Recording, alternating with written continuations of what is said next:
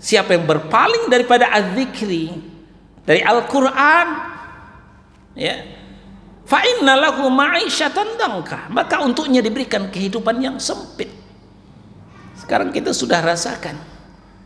Biasanya kita lancar berangkat kerja, gaji kita cukup, malah melimpah. Sekarang kita kerja sudah dibatasi, malah ada yang dirumahkan, dipecat, di PHK. Penghasilan kita berkurang, empot-empotan. Ya, besok saya makan apa lagi? Ini bukti. Cukup sampai di sini belum? Apalagi wa nahsyuruhu yaumal qiyamati a'ma, dan awas nanti di hari kiamat kami kumpulkan dalam keadaan buta. Nah, maka berhentilah ngeyel daripada kitabullah. Alhamdulillahi rabbil alamin arrahmanir rahim. Ikhwana fiddin, azakumullah.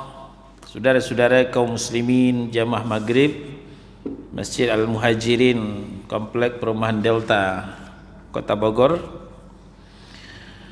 Sekarang kita masuk ke pasal yang kedua dari bab yang ketiga, Kitabut Tauhid, Fadilatul Syekh Shalih bin Fauzan Al-Fauzan.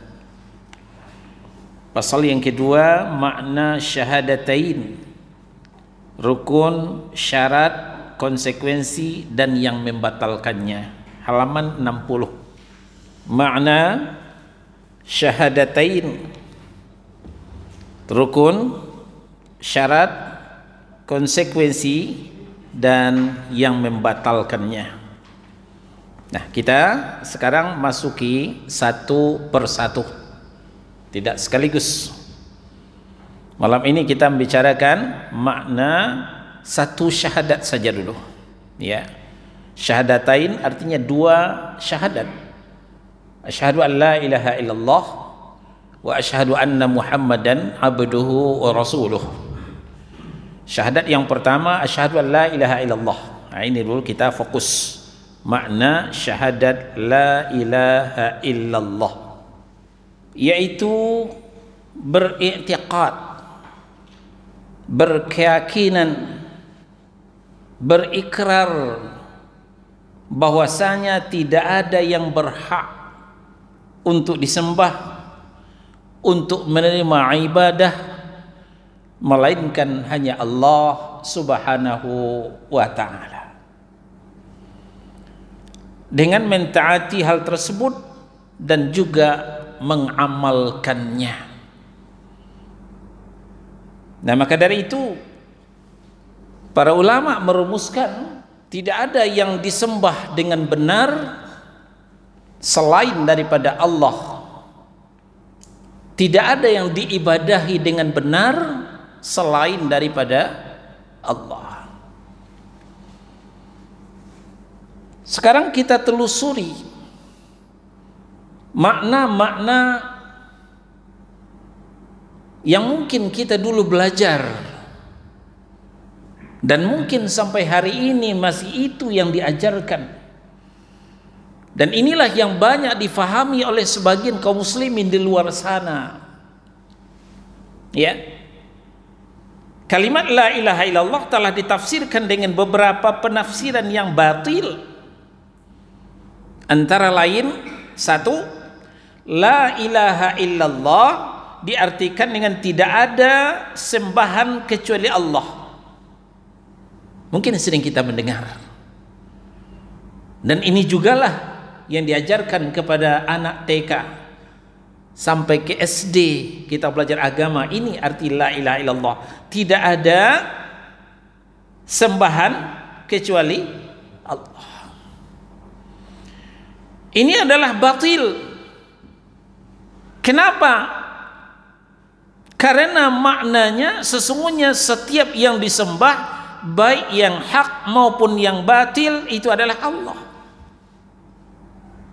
Perhatikan baik-baik, tidak ada yang disembah kecuali Allah. Jadi yang disembah oleh kaum Nasrani, Yesus Kristus anak Allah, itu adalah Allah. yang disembah oleh orang-orang Hindu, Brahma, Siwa, Buddha, Brahma, Siwa, Wisnu, itu adalah Allah. Ada yang disembah lagi oleh Konghucu, oleh agama Buddha, Sang Hyang Widiwasa, itu adalah Allah. Kalau kita memang berpegang kepada pengertian tidak ada yang disembah kecuali Allah, berarti semua yang disembah itu adalah Allah, baik yang disembah dengan hak maupun yang disembah dengan batil. Sekarang kita lihat penafsiran kedua, halaman 61. La ilaha illallah diartikan dengan tidak ada pencipta selain Allah. Tidak ada pencipta selain Allah. Ini adalah sebagian daripada arti kalimat tersebut. Ini adalah pengertian rububiyah, yaitu pencipta. Akan tetapi bukan ini yang dimaksud. Kenapa? Karena arti ini hanya mengakui tauhid rububiyah saja. Dan itu belumlah cukup. Itu belumlah cukup dengan tauhid uluhiyahnya. Yang ketiga, la ilaha illallah diartikan dengan tidak ada hakim penentu hukum selain Allah. Ini juga sebagian daripada makna kalimat la ilaha illallah. Belumlah cukup. Ini masih termasuk rububiyah. Semua tafsiran itu 1, 2, 3 adalah batil atau kurang. Kami peringatkan, kata penulis di sini, karena tafsir-tafsir itu adalah dalam kitab-kitab yang banyak beredar. Periksa pelajaran-pelajaran agama anak-anak kita. Apakah TK, SD, SMP, SMU, rata-rata ini isi pelajaran agama mereka.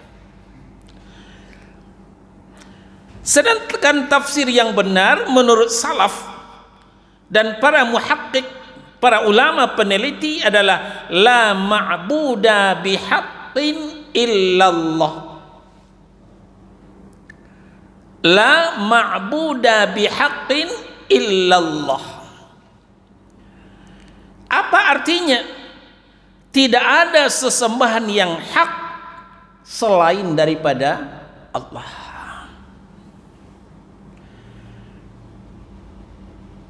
Mari kita lihat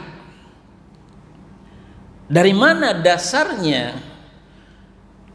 makna la ma'buda bihaqqin illallah ini tertuang dalam 2 surah. Ini tidak ada dalam kitab, silahkan buka mushaf.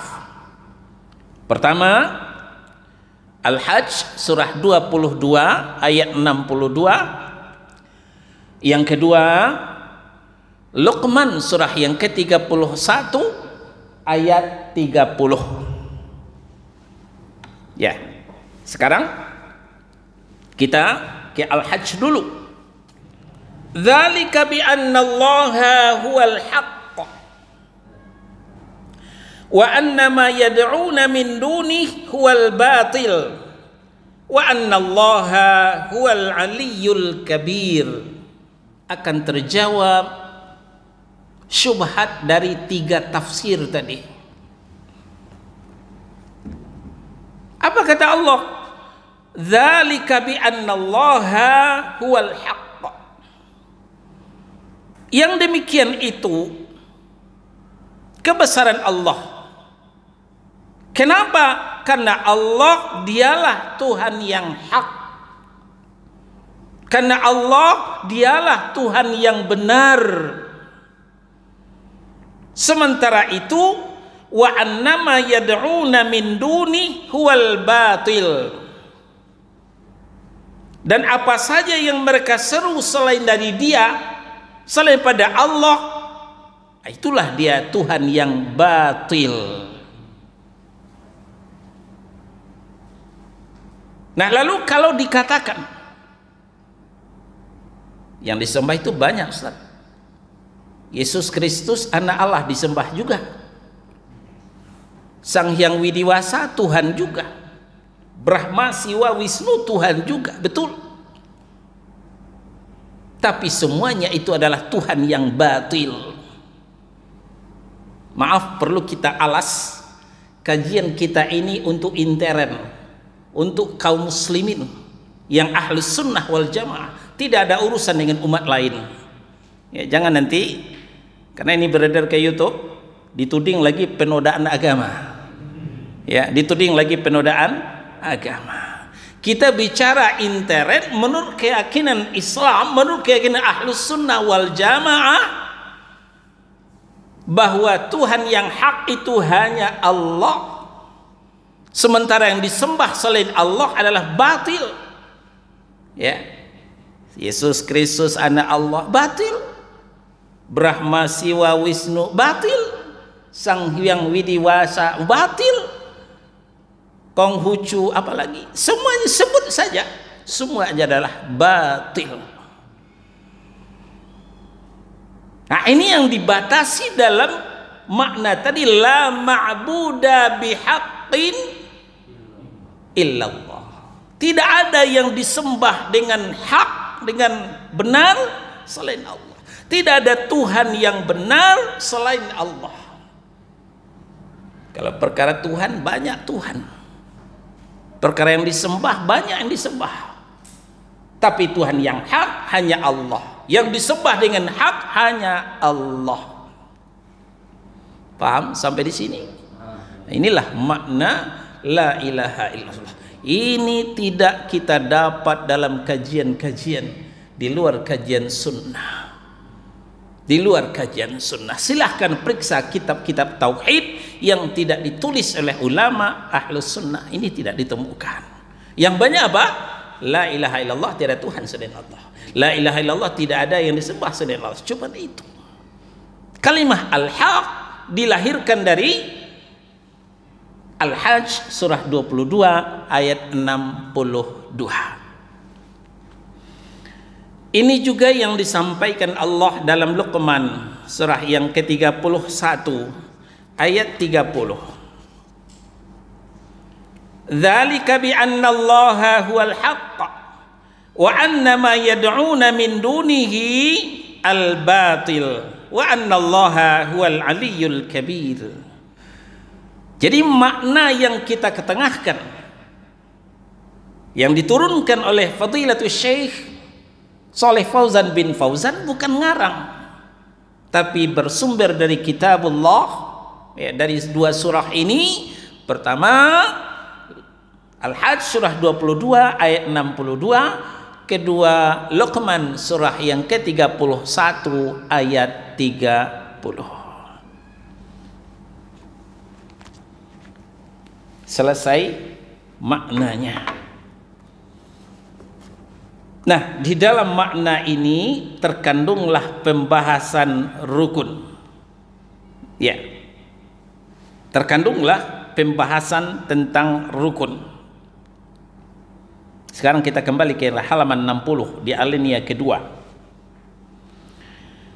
Nah, jadi makna kalimat ini secara ijmal, secara global, tidak ada sesembahan yang hak selain Allah. Ini adalah khobar daripada la, harus diasumsikan dengan bihaqqin, dengan yang hak. Ya, tidak boleh diasumsikan dengan maujud, dengan yang ada. Karena ini menyalahi kenyataan yang ada. Ya, sebab Tuhan yang disembah selain Allah banyak sekali. Hal itu akan berarti bahwa penyembahan Tuhan-Tuhan tersebut adalah ibadah pula untuk Allah. Padahal itu benar, itu tidak benar. Ini tentu adalah kebatilan yang nyata. Nah, saya sebut tadi terkandung dua rukun. Ya, terkandung dua rukun. Ya, kembali ke alinea pertama, itu di tengah ada la ilaha, menafikan hak penyembahan dari selain Allah. Maka siapapun orangnya, ya, itu dinafikan. Siapapun orangnya, dari mana arahnya, itu semuanya dinafikan. Illallah adalah penetapan hak Allah semata untuk disembah. Nah, maka lahirlah dua rukun. Satu, nafi, la ilaha. Ini nafi, penolakan, penghapusan, pengosongan. Yang kedua, itsbat, la ilaha illallah. Setelah dinafikan, setelah ditolak, setelah dikosongkan, lalu ditetapkan illallah, kecuali hanya Allah saja. Kita ulang, la ilaha. Ini nafi, penolakan. Tidak ada yang disembah dengan hak, dengan benar. Lalu illallah, itu al-itsbat, penetapan, kecuali hanya Allah saja. Ya, ini rukun daripada la ilaha illallah. Dan dari sinilah persimpangan jalan kita dengan kaum tariqat, kaum sufi. Dalam kajian tariqat sufi, la ilaha illallah itu ada 4 rukun. La ilaha illa Allah. Ini juga berkaitan dengan pengkajian batang tubuh, ya, 4 di dalam, 4 di luar, ya. Ini lebih jauh lagi pembahasannya, tapi ini tidak berdasarkan dalil dari Al-Quran dan Sunnah. Yang berdalil daripada Al-Quran dan Sunnah yang difahami oleh para sahabat, 2, nafi dan itsbat, la ilaha dan illallah, dengan makna la ma'buda bihaqqin illallah, tidak ada yang disembah dengan benar selain daripada Allah. Selesai makna syahadat yang pertama. Sekarang kita berlanjut kepada nomor B. Yang tadi itu nomor A. Nomor A, syahadat yang pertama la ilaha illallah. Nomor B, syahadat yang kedua Muhammadur Rasulullah, halaman 61.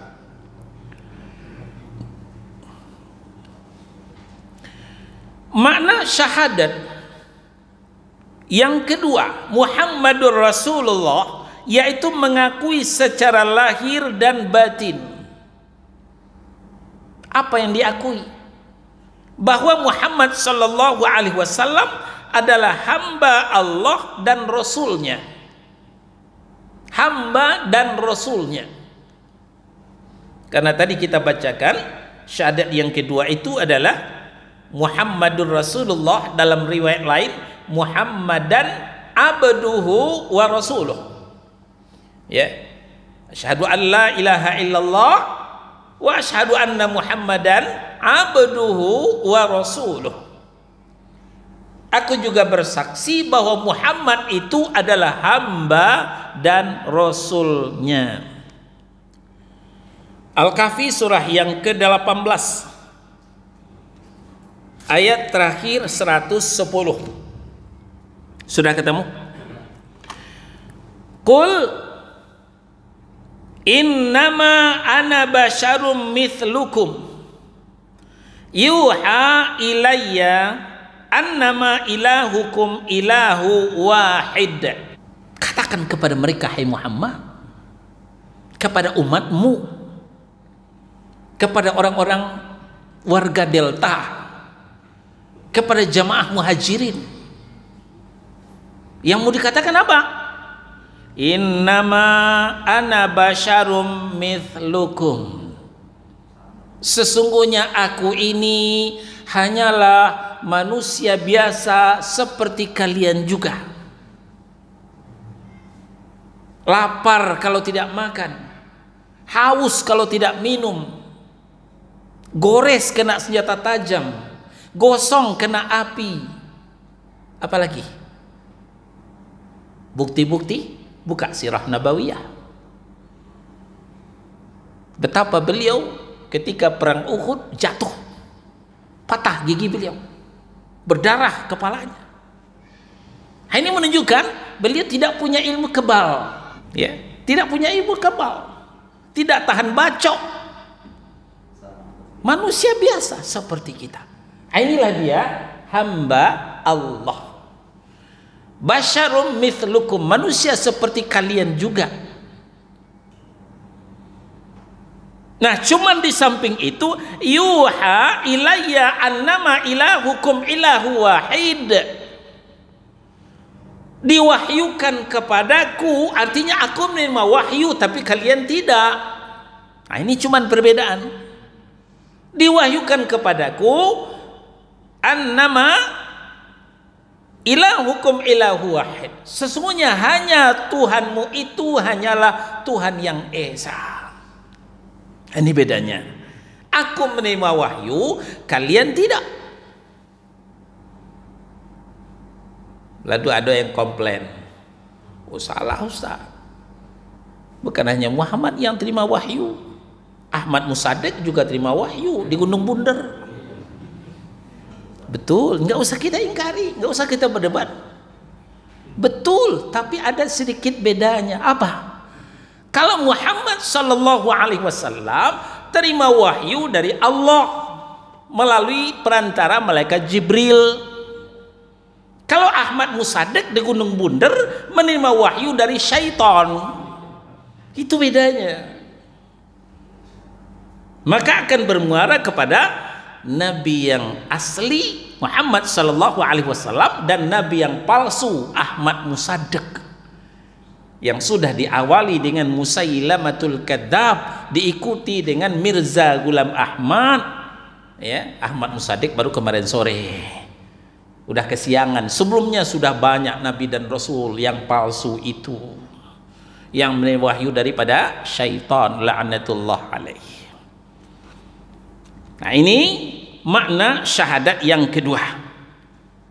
Kembali ke 61, halaman 61, makna syahadat Muhammadur Rasulullah yaitu mengakui secara lahir dan batin bahwa Muhammad Sallallahu Alaihi Wasallam adalah hamba Allah dan Rasulnya yang diutus kepada manusia secara kafah, secara keseluruhan.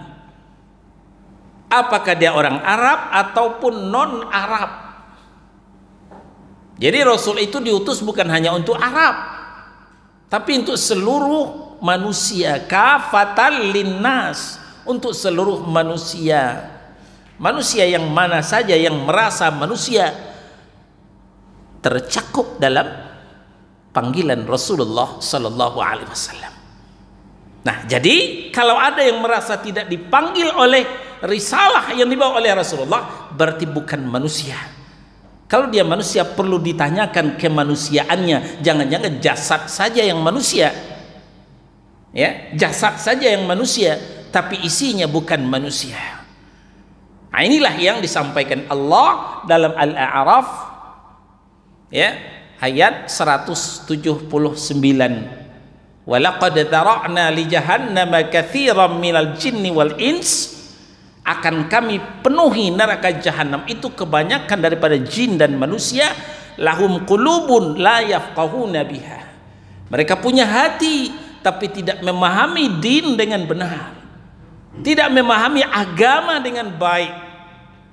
Lahum a'yunun la yubsiruna biha, mereka punya mata tapi tidak bisa memandang dengan jernih, pandangannya sempit, pikirannya picik.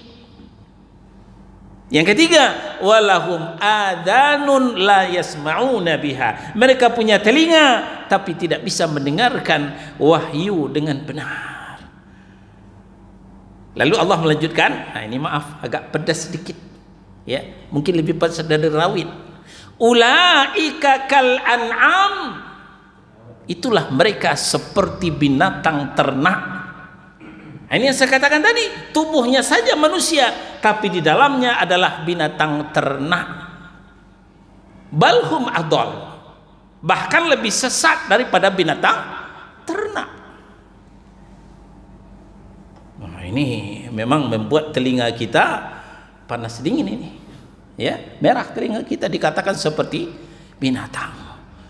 Nah, tentu perlu kita buktikan ayat Allah ini, ya, sebelum dibantah. Ya, buktikan kebenaran ayat ini. Secara iman kita wajib mengimani, meyakini. Tapi untuk menolak syubhat, serangan daripada orang di luar Islam, kita harus membuktikannya. Tentu sebagian kita pernah ke Ragunan, ke Taman Safari. Apa yang kita lihat di situ?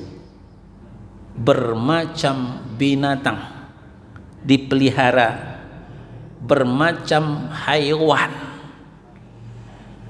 Nah, kalau mau ke Taman Safari lagi, mau ke Ragunan lagi, tolong perhatikan baik-baik kehidupan mereka. Sebinatang-binatangnya binatang, ya, mereka kenal dengan lawan jenisnya. Kalau mereka kawin, yang jantan pasti cari yang betina, yang betina nunggu yang jantan. Kita belum pernah lihat, belum pernah dengar binatang jantan cari pasangan yang jantan juga. Dia tahu, nalurinya tajam mencari lawan jenisnya. Nah, sekarang kita tanyakan, manusia yang katanya punya akal untuk berpikir, punya mata untuk melihat, punya telinga untuk mendengar, kenapa ada yang tidak tahu dengan lawan jenisnya? Jantan kawin sesama jantan, itulah gay. Betina kawin dengan betina, itulah lesbi. Ini yang dikatakan lebih sesat daripada binatang. Bahkan yang tidak bisa diterima akal sehat lagi, ini dibenarkan, dilahirkan undang-undang, diberikan untuk payung hukum. Dulu kita nggak percaya ketika LGBT ini melangkah ke Senayan memperjuangkan haknya, hak asasi manusia. Kenapa laki sama laki boleh nikah, boleh kawin, perempuan laki dengan perempuan boleh, perempuan dengan laki boleh. Nah, kenapa kami sesama laki nggak boleh nikah? Kenapa kami sesama perempuan nggak boleh kawin? Hak asasi manusia mana? Mereka melangkah ke Senayan. Ternyata pinta buliah kandak berlaku, diterbitkan juga undang-undang, katanya setelah pengkajian mendalam. Ya, berarti lebih dalam kajiannya daripada Al-Quran dan Sunnah. Inna lillahi wa inna ilaihi raji'un. Telah menabrak aturan Allah, maka Allah murka, kemudian Allah turunkanlah bencana. Ini yang kita rasakan sekarang, buah daripada penolakan terhadap ketentuan Allah Subhanahu wa ta'ala. Wa man a'rada an dzikri fa inna lahu ma'isyatan dhanka wa nahsyuruhu yaumal qiyamati a'ma. Siapa yang berpaling daripada az-zikri, dari Al-Quran, ya, fa inna lahu ma'isyatan dhanka, maka untuknya diberikan kehidupan yang sempit. Sekarang kita sudah rasakan. Biasanya kita lancar berangkat kerja, gaji kita cukup, malah melimpah. Sekarang kita kerja sudah dibatasi, malah ada yang dirumahkan, dipecat, di PHK.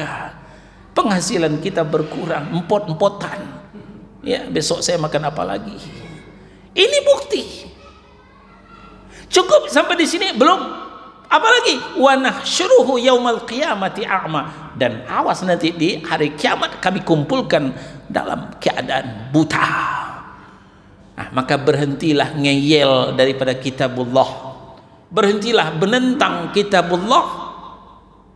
Allah mengancam, falamma zaghu azaghallahu qulubahum. Ketika mereka berpaling, ketika kita ngeyel, ketika mereka menentang, Allah palingkan hati mereka. Nah, untuk itu kita kembali kepada kitabullah dan sunnah Rasul sallallahu alaihi wasallam. Ya. Jadi makna syahadat yang kedua, Muhammadur Rasulullah sallallahu alaihi wasallam adalah mengakui secara lahir dan batin bahwa Muhammad adalah hamba Allah dan Rasulnya yang diutus kepada manusia secara keseluruhan, serta mengamalkan konsekuensi yaitu mentaati perintahnya, membenarkan ucapannya, menjauhi larangannya, dan tidak menyembah Allah kecuali dengan yang telah disyariatkan yang dibawanya. Ya, jadi makna garis miring konsekuensinya. Ada lagi 4 konsekuensi, ya, walaupun cuma hanya beberapa baris saja, tapi ini terkandung di dalamnya 4 konsekuensi. Apa itu? Pertama, tuti'uhu fima amar, masih di halaman 61, ya, mentaati perintahnya, mentaati perintahnya, ya. Ini konsekuensi syahadat yang kedua, tuti'uhu fima amar, mentaati perintahnya. Di negeri kita berkembang aliran ingkar sunnah, ya, walaupun sudah dinyatakan sesat, tapi mereka tidak mengibarkan bendera, tapi di bawah tanah tetap ada. Buktinya ketika kita diajak dialog, kita sampaikan hadis yang sahih, ya, mereka bertanya, itu Quran apa hadis? Hadis. Oh, hadis. Kami hanya pakai Al-Quran, kami tidak pakai hadis. Kenapa? Hadis itu bikinan Muhammad, Muhammad itu manusia biasa. Dan kalau Bapak sering Jumat di kantor, ya, di kantor mana saja, di Jakarta, ya, kantor di Bogor saya belum pernah lihat, ya, belum pernah ikut. Kantor-kantor di Jakarta, di pintu masjid ada petugas membagikan buku kecil. Di dalam buku kecil itu ada amplop kosong. Dia katakan dia membangun pesantren di Jawa sana, ya. Kemudian bukunya itu isinya bagus, semuanya nasihat, bagus. Tapi dalilnya cuman Al-Quran, tidak satupun hadis yang dikutip menjadi dalilnya. Nah, ini terindikasi aliran ingkar sunnah, dan ini pernah ditelusuri, ternyata pesantren yang dikatakan di Jawa Tengah itu fiktif, tidak ada, ya. Ini sudah pernah ditelusuri, ini hati-hati, ya. Nah, jadi perintah Allah itu, perintah Rasul itu wajib dilaksanakan. Kalau mengingkari perintah Rasul sama dengan mengingkari perintah Allah. Kenapa? Allah yang memerintahkan, ati'ullah wa ati'ur rasul. Taatlah kepada Allah dan taatlah kepada Rasul. Ini yang pertama, mentaati perintahnya. Yang kedua, ya, masih makna syahadat Muhammadur Rasulullah, tasdiquhu fima akhbar, membenarkan apa saja yang diucapkannya, ya, membenarkan ucapannya, apa saja yang beliau sampaikan.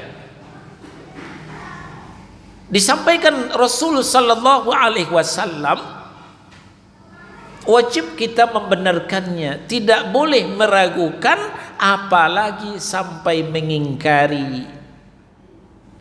Kenapa? Karena beliau tidak pernah berkata, beliau tidak pernah berucap, melainkan yang beliau ucapkan itu adalah wahyu yang diwahyukan kepadanya. Wa ma yantiqu 'anil hawa in huwa illa wahyu yuha. Rasul itu tidak pernah berkata, melainkan berdasarkan wahyu yang diwahyukan kepadanya. Nah, maka ketika meragukan perkataan Muhammad, sama saja hukumnya meragukan Al-Quran. Ketika mendustakan ucapan Muhammad sallallahu alaihi wasallam, sama saja dengan mendustakan Al-Quran. Karena dua-duanya adalah wahyu. Al-Quran adalah wahyu yang diucapkan Allah dan tertuang dalam kitab suci. Sementara hadis adalah wahyu yang diucapkan oleh Rasul, ya, tentu tidak tertuang dalam kitab suci. Ya, dua-duanya adalah wahyu dari Allah Subhanahu wa ta'ala. Yang ketiga, ya, konsekuensi syahadat Muhammadur Rasulullah, ya, menjauhi larangannya,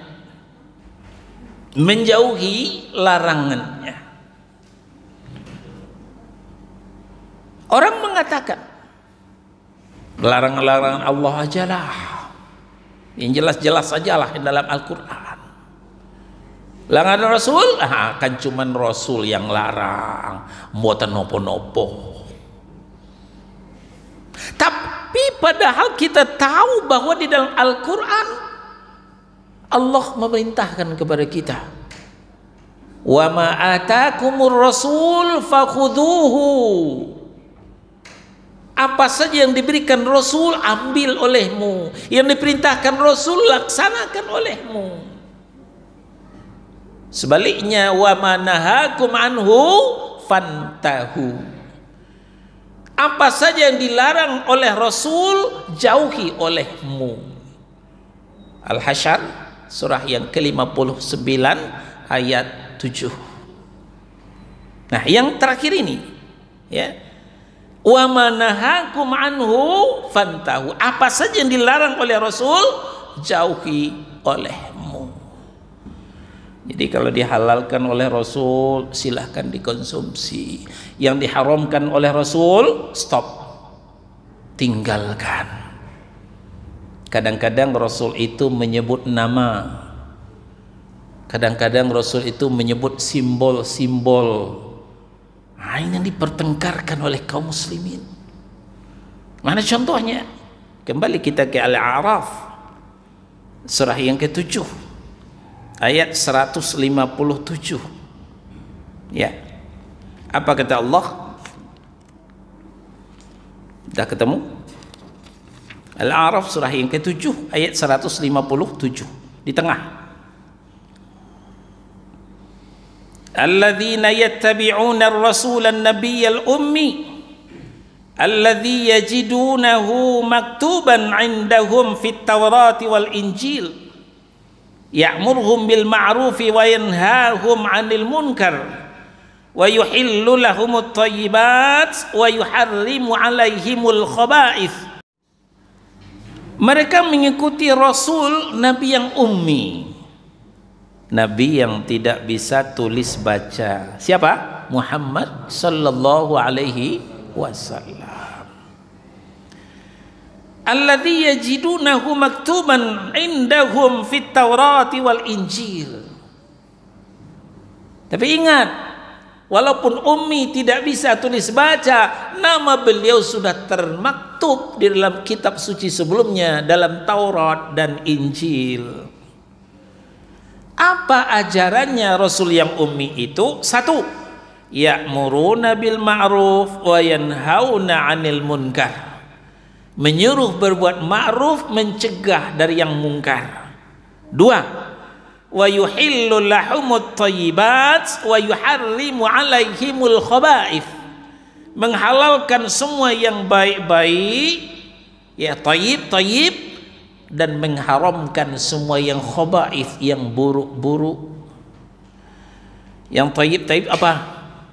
Nasi goreng, soto Betawi, soto Lamongan, rendang Padang. Wah, itu thayyib semua, halal. Ya, sop kambing. Itu semuanya thayyib, halal. Ya, walaupun Nabi tidak bicara soto, tidak bicara sate, tapi karena sepanjang itu baik, sepanjang itu thayyib, halal.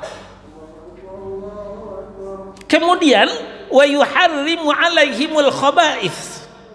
Rasul yang ummi tadi mengharamkan semua yang khaba'ith, semua yang buruk, merusak kesehatan. Contoh, racun serangga. Racun serangga ada dalam Quran? Racun serangga nggak ada, ya. Kalau kita gunakan membunuh nyamuk, kita semprot kanan dan kiri, bagus, ya, selamatlah kita dari gigitan nyamuk gigit serangga. Tapi kalau kita tuang ke dalam gelas racun serangga itu, kita minum baik? Baik? Tidak. Racun, serangga pun mati, apalagi kita. Tapi jangan katakan racun serangga tidak ada dalam Quran, Ustaz, maka racun serangga tidak haram, ya silakan diminum. Berangkat dari racun serangga sampai kepada tembakau. Tembakau untuk membunuh lintah, tahu lintah? Itu bagus. Ya, cengkramannya kuat lintah itu kalau kita digigitnya. Ambil tembakau, usap di situ, dia lepas sendiri. Dia puyeng dengan tembakau itu. Bagus tembakau untuk membunuh lintah. Nah, bagaimana tembakau itu kita konsumsi? Baik? Baik apa buruk? Saya nggak tahu di sini ada ahlul hisab atau tidak. Ya, ada majelis suruh apa tidak? Majelis suka rokok? Kalau kita ragu-ragu menjawab apakah rokok itu baik ataupun buruk, ya tanya kepada produsennya. Kan kalau dalam agama begitu, fa in tanaza'tum fi syai'in farudduhu ilallahi war rasul. Kalau Anda berbeda pendapat tentang sesuatu dari din, tentang agama ini, kembalikan kepada Allah dan Rasul, karena memang agama ini dari Allah, disampaikan oleh Rasul. Beliau lebih pakar dari kita. Nah, kalau ada perbedaan pendapat tentang rokok, tanya kepada pembuat rokok. Nah, ternyata pabrik rokok telah mengakui sejujur-jujurnya, sampai ditulis di covernya, merokok dapat menyebabkan serangan jantung, kanker. Terakhir yang sangat menakutkan, merokok membunuhmu. Silakan lihat di iklan-iklan yang terpajang luas. Di bawah baca itu, merokok membunuhmu. Nah, bagaimana tanggapan kita? Masih bisakah kita mengatakan merokok itu baik? Marilah kita berbicara jujur, jangan ada dusta di antara kita. Nah, kalau kita sudah yakin, sudah tahu berdasarkan tulisan itu bahwa merokok itu meracuni kita, merokok itu buruk, maka lahirlah hukum merokok itu diharamkan oleh Rasul. Kenapa? Rasul itu mengharamkan yang buruk-buruk. Nah, jadi jangan katakan lagi rokok itu tidak ada dalam Al-Quran. Sama dengan mengatakan racun serangga juga tidak ada dalam Al-Quran. Jadi menghisap rokok sama hukumnya dengan minum racun serangga. Demikian. Nah, jadi kita kembali, ya, konsekuensi yang ketiga adalah membenarkan, ya, ucapan Rasul. Ya. Pertama tadi mentaati perintahnya, kedua membenarkan ucapannya. Nah, ketiga menjauhi larangannya. Dan yang keempat, ya, yang keempat, alla ya'budallah illa bima syara', bahwa tidak boleh beribadah kepada Allah kecuali yang sesuai dengan syariat yang dibawanya.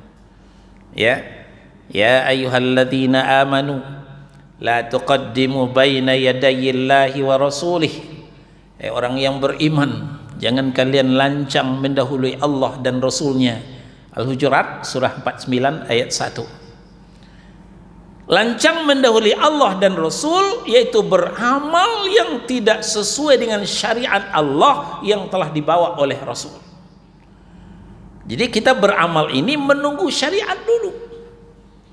Kalau sudah datang syariatnya, nah baru kita beramal. Kenapa kita sholat? Karena ada syariat yang memerintahkan aqimus sholah. Kenapa kita bayar zakat? Karena sudah ada syariat memerintahkan wa'atuz zakah. Kenapa kita puasa? Karena ada panggilan syariat kutiba alaikumus syiyam. Nah, demikian juga dengan haji. Sepanjang tidak ada syariat dari Allah yang dibawa oleh Rasulullah, maka kita tidak boleh beribadah. Nah, inilah yang dikatakan ulama usul fiqih, aslul ibadah mamnu'.